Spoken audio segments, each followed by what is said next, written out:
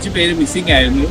ഒരു dead body ഒരു ദിവസം കഴിഞ്ഞ് കിട്ടി. ഇപ്പൊ ഏകദേശം 3 ദിവസം കഴിഞ്ഞു. ഇപ്പൊ ഞങ്ങൾ ഇവിടെ നിൽക്കുമ്പോൾ തന്നെ ഞങ്ങളിവിടെ 200 പേരുടെ ഒരു ക്യാമ്പ് ഉണ്ട്. ഇവിടെ ഇതിൻ്റെ അകത്ത് ഒരു സ്കൂളിൽ തന്നെയാണ് ക്യാമ്പ് നടക്കുന്നത്. അപ്പൊ ഇവിടെ ഇപ്പൊ ഞങ്ങൾ നിൽക്കുമ്പോൾ തന്നെ 2 പേരുടെ ഡെഡ് ബോഡി ഇപ്പൊ 3 ദിവസത്തിന് ശേഷം അവർ കണ്ടെത്തിയിട്ടുണ്ട്. അത് റിക്കവർ ചെയ്തുകൊണ്ടിരിക്കുകയാണ്. വെറും 3 മണിക്കൂറിലെ ഒരു മഴയാണ് ഇതെല്ലാം വരുത്തി വെച്ചത്.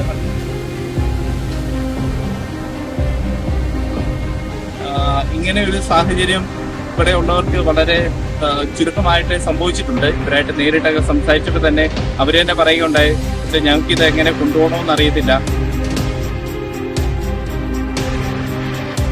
അപ്പൊ ഇവിടെ ക്യാമ്പിൽ 200 പേരോളം ഉണ്ട്. അപ്പോൾ അവർക്ക് വേണ്ട വസ്ത്രവും സാധനങ്ങളും കാര്യങ്ങളൊക്കെ എല്ലാവരും എത്തിച്ചുകൊണ്ടിരിക്കുന്നു. എല്ലാവർക്കും നമസ്കാരം. എൻ്റെ പേര് ഫാദർ ജോൺസ് പുത്തങ്ങള MCDS. ഞാനിവിടെ അരുണാചൽ പ്രദേശിലുള്ള ഇക്കാർനഗർ ഡയസിസിന്റെ കീഴിൽ വരുന്ന സേക്രഡ് ഹാർട്ട് പാരിഷ് ഹെജാലി വികാരിയച്ചനാണ്. ജൂൺ 24-ാം തീയതി രാവിലെ അരുണാചൽ പ്രദേശില് ഒരു മേഘവിസ്ഫോടനം ഉണ്ടാകുകയും പല സ്ഥലങ്ങളിൽ മഴവെള്ളപ്പാച്ചിലുണ്ടാകുകയും ചെയ്തു. നിങ്ങളുടെ നാട്ടിലെല്ലാവരും ഇപ്പോൾ ഒരുപക്ഷെ എന്നെ വാർത്തകളൊക്കെ ന്യൂസിൽ കേട്ടിട്ടുണ്ടാവും. ഇത് ഞാനിപ്പോൾ നിൽക്കുന്ന സ്ഥലം നെപ്പോ എന്ന് പറയും. ഇവിടുത്തെ ഒരു ഹൈഡ്രോ ഇലക്ട്രിക് പ്രോജക്റ്റിന്റെ അവരുടെ സ്റ്റാഫ് ക്വാർട്ടേഴ്സ് ആണ്. ഇവിടെ ഏകദേശം 10-20ഓളം സ്റ്റാഫ് ക്വാർട്ടേഴ്സുകൾ 40% ഇവിടെ ഈ മഴവെള്ളപ്പാച്ചില് നഷ്ടപ്പെട്ടു. അതില് 5 പേര് മിസ്സിംഗ് ആയിരുന്നു. ഒരു ഡെഡ് ബോഡി ഒരു ദിവസം കഴിഞ്ഞ് കിട്ടി. ഇപ്പൊ ഏകദേശം 3 ദിവസം കഴിഞ്ഞു. ഇപ്പൊ ഞങ്ങൾ ഇവിടെ നിൽക്കുമ്പോൾ തന്നെ ഞങ്ങളിവിടെ 200 പേരുടെ ഒരു ക്യാമ്പ് ഉണ്ട്. ഇവിടെ ഇതിൻ്റെ അകത്ത് ഒരു സ്കൂളിൽ തന്നെയാണ് ക്യാമ്പ് നടക്കുന്നത്. അപ്പൊ ഇവിടെ ഇപ്പൊ ഞങ്ങൾ നിൽക്കുമ്പോൾ തന്നെ 2 പേരുടെ ഡെഡ് ബോഡി ഇപ്പൊ 3 ദിവസത്തിന് ശേഷം അവർ കണ്ടെത്തിയിട്ടുണ്ട്. അത് റിക്കവർ ചെയ്തുകൊണ്ടിരിക്കുകയാണ്. അപ്പൊ ഇവിടെ ക്യാമ്പിൽ 200 പേരോളം ഉണ്ട്. അപ്പൊ അവർക്ക് വേണ്ട വസ്ത്രവും സാധനങ്ങളും കാര്യങ്ങളൊക്കെ എല്ലാവരും എത്തിച്ചുകൊണ്ടിരിക്കുന്നു. പിന്നെ ഞങ്ങള് ഇവിടുത്തെ അച്ഛന്മാരാണെങ്കിലും അല്ലെങ്കിൽ നമ്മുടെ ഡയസിസിൽ നിന്നാണെങ്കിലും ചെയ്യുന്നത് ഇവിടെയുള്ള ആൾക്കാർക്ക് വേണ്ടിയുള്ള വേണ്ട സാധനങ്ങളൊക്കെ എത്തിക്കുന്നുണ്ട്. ഇടവക തലത്തില് കാര്യങ്ങൾ എത്തിച്ചുകൊണ്ടിരിക്കുന്നു.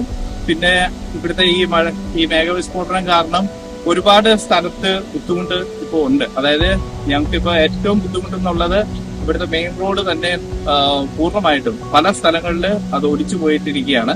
അതുകൊണ്ട് ഈ എജാളിയിൽ നിന്ന് ഇറ്റാനഗർ അരുണാചലിന്റെ ക്യാപിറ്റല് അങ്ങോട്ടേക്ക് ഏകദേശം 2 മണിക്കൂർ യാത്രയാണ്. ഇപ്പോൾ ആ വഴി പല സ്ഥലങ്ങളിലായിട്ട് റോഡ് ഒലിച്ചു പോയി. അതിനാൽ തന്നെ ഇപ്പം 3 ദിവസം കഴിഞ്ഞു ഈ റോഡൊന്ന് തുറന്നിട്ട്. ഇന്നലെ വൈകുന്നേരം റോഡ് തുറന്നായിരുന്നു, 26-ാം തീയതി വൈകുന്നേരം. പക്ഷെ ഇന്നിപ്പം മഴ പെയ്ത് അത് വീണ്ടും അടയുന്ന അവസരങ്ങളുണ്ട്. അതുകൊണ്ട് സാധനങ്ങള് മാർക്കറ്റുകളിലെ സാധനങ്ങൾ വരുന്നത് വളരെ ഇപ്പം ബുദ്ധിമുട്ടാണ്. അതുപോലെ തന്നെ ഡീസൽ കാര്യങ്ങളെല്ലാം ഇപ്പം തന്നെ അത് ഇവിടുന്ന് കളക്ടർ ഓർഡർ ചെയ്തിട്ട് ഈ എക്സ്കവേഷൻ ആവശ്യങ്ങൾക്ക് വേണ്ടി അത് സ്റ്റോർ ചെയ്ത് വെച്ചിരിക്കുകയാണ്. ഇവിടെ ബുദ്ധിമുട്ടുകൾ ഈ നാച്ചുറൽ ആയിട്ടുള്ള ഈ ഡിസാസ്റ്റർ മൂലമുള്ള ഒരുപാട് പ്രയാസങ്ങളുണ്ട്. അവിടെ നമ്മുടെ സഭ ഒരുപാട് തരത്തില് കത്തോലിക്ക സഭയിൽ നിന്ന് ഒരുപാട് കാര്യങ്ങൾ ചെയ്തുകൊണ്ടിരിക്കുന്നു. ഇതൊരു ഇങ്ങനെ ഒരു സാഹചര്യം ഇവിടെ ഉള്ളവർക്ക് വളരെ ചുരുക്കമായിട്ടേ സംഭവിച്ചിട്ടുള്ളൂ. ഇങ്ങനെ ഒരു ടൗൺഷിപ്പ് മഴവെള്ളം വന്ന് പോവുക തുടങ്ങിയ കാര്യങ്ങളൊക്കെ. അതിനാൽ തന്നെ അതിന്റെ ബുദ്ധിമുട്ടുകൾ അത് മെയിൻറ്റെയിൻ ചെയ്ത എങ്ങനെയാണ് ഇത് നടത്തിക്കൊണ്ട് പോവുക എന്നൊക്കെയുള്ള ബുദ്ധിമുട്ടുകൾ ഇവർക്കുണ്ട്. ഇവരായിട്ട് നേരിട്ടൊക്കെ സംസാരിച്ചപ്പോൾ തന്നെ അവർ തന്നെ പറയുകയുണ്ടായി, ഞങ്ങൾക്ക് ഇത് എങ്ങനെ കൊണ്ടുപോകണമെന്ന് അറിയത്തില്ല. അപ്പൊ നമ്മൾ ആദ്യത്തെ ദിവസം തന്നെ ഇങ്ങോട്ടേക്ക് വണ്ടി എത്തത്തില്ലായിരുന്നു. ഇവിടുത്തെയും വഴി ബ്ലോക്ക് ആയിരുന്നു. ഏകദേശം 1.5 ദിവസം കഴിഞ്ഞിട്ടാണ് ഇവിടെ തുറന്നത്.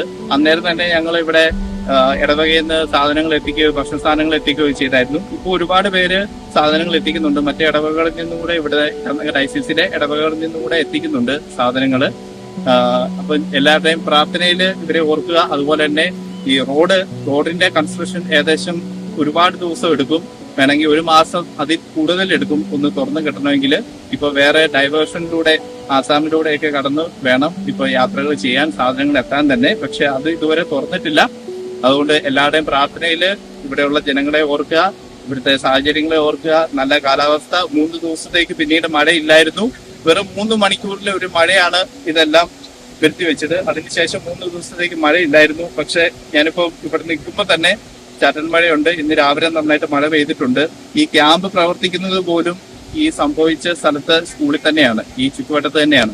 അപ്പൊ അത് മാറ്റി പാർപ്പിക്കുക തുടങ്ങിയ കാര്യങ്ങളൊന്നും ഇവരുടെ ഭാഗത്തുനിന്നും ഇതുവരെ വന്നിട്ടില്ല. നമുക്ക് പ്രാർത്ഥിക്കാം. ദൈവം നമ്മളെല്ലാവരെയും സംരക്ഷിക്കട്ടെ.